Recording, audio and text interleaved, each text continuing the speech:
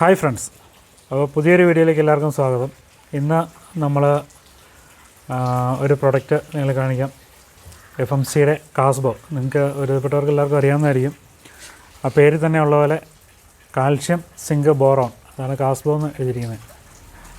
Calcium 21%, zinc 1.5%, boron 0.1% വരുന്നത്. ഇത് imported from UK ആണ്.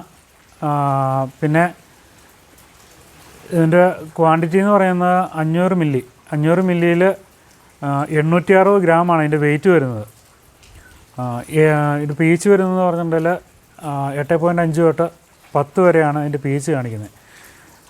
ഇത് മെയിനായിട്ടെന്ന് പറഞ്ഞിട്ടുണ്ടെങ്കിൽ ചെടികളിലുള്ള നമുക്ക് കാൽഷ്യം ഡെഫിഷ്യൻസിക്ക് വേണ്ടിയിട്ട് ചെടികൾക്ക് കൊടുക്കാവുന്നതാണ്. ഒപ്പം മൈക്രോ ന്യൂട്രിയൻസ് ആയിട്ട് ബോറോണും സിങ്കും വരുന്നതുകൊണ്ട് മരുന്നുകളുടെ കൂടുതൽ നമുക്ക് ഇത് ഉപയോഗിക്കാവുന്നതാണ്. മരുന്നുകളടിക്കുന്ന തണ്ടുകറുപ്പിനും ചൊറിക്കൊക്കെ മരുന്നടിക്കുമ്പോൾ ആ കൂടുതൽ നമുക്ക് ഉപയോഗിക്കാം. ഫോസ്ഫറസ് കൂടിയ വളങ്ങളുടെ കൂടുതൽ കാൽഷ്യം ഉള്ളതുകൊണ്ട് നമ്മളങ്ങനെ ഉപയോഗിക്കാറില്ല. അത് പ്രെസിപ്പിറ്റേറ്റ് ആവുന്നതുകൊണ്ട് തന്നെ ഇത് ഉപയോഗിക്കാതിരിക്കുന്നതായിരിക്കും നല്ലത്.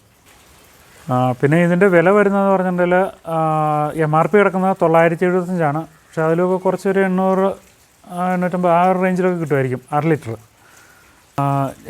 ഇതിനു മുൻപ് ഞാൻ ഈ പ്രോഡക്റ്റ് ഉപയോഗിച്ചിട്ടുണ്ട് കേട്ടോ. നല്ല റിസൾട്ടാണ്. എന്ന് വെച്ചിട്ടുണ്ടെങ്കിൽ നമ്മുടെ മെയിനായിട്ടെന്ന് പറഞ്ഞിട്ടുണ്ടെങ്കിൽ ചെടികളിലെ സെൽ ഡിവിഷൻ ഫാസ്റ്റാകും. അതുപോലെ തന്നെ അതിൻ്റെ ലെങ്ത് വർദ്ധിക്കാൻ. ഇത് കാലാവസ്ഥാ വ്യതിയാനം മൂലം ഉണ്ടാകുന്ന ചെടികളിലുള്ള സ്ട്രെസ്സ് കുറയ്ക്കും. ഇപ്പോൾ ഇല്ലെങ്കിൽ നമ്മൾ നല്ലൊരു ഫംഗിസൈഡൊക്കെ കൊടുത്ത് ചെടി അറസ്റ്റിൽ നിൽക്കുകയാണ്. അപ്പോൾ ഇതിനൊരു 6-7 ദിവസം ഗ്യാപ്പ് ഇട്ടിട്ട് ഇത് സ്പ്രേ ചെയ്ത് ഫോളിയർ സ്പ്രേ കൊടുത്തു വെച്ചിട്ടുണ്ടെങ്കിൽ അതിൻ്റെ സ്ട്രെസ്സ് കുറയ്ക്കാനായിട്ട് ഇത് സഹായിക്കുന്നതാണ്.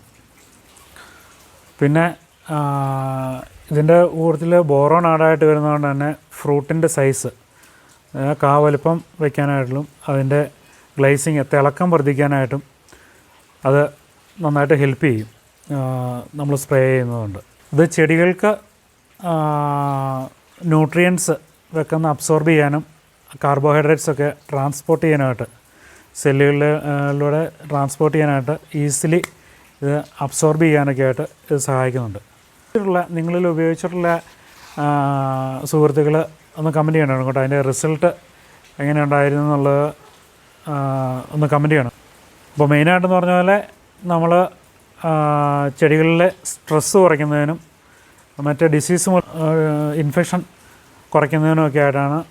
പിന്നെ ചെടികളുടെ സെൽ ഡിവിഷൻ ഫാസ്റ്റാക്കാൻ, അതിൻ്റെ സ്ട്രെങ്ത്, സെല്ലിൻ്റെ അതിൻ്റെ സ്ട്രെങ്ത് വർദ്ധിപ്പിക്കാനൊക്കെ ആയിട്ടാണ് നമ്മൾ കാസ്ബോ ചെടികളിൽ സ്പ്രേ ചെയ്യുന്നത്. അപ്പോൾ ഇതൊക്കെയാണ് നമുക്ക് കാസ്ബോയെ കുറിച്ച് പറയാനുള്ളത്. നല്ലൊരു പ്രോഡക്റ്റാണ്, നല്ല റിസൾട്ടുള്ള പ്രോഡക്റ്റാണ്.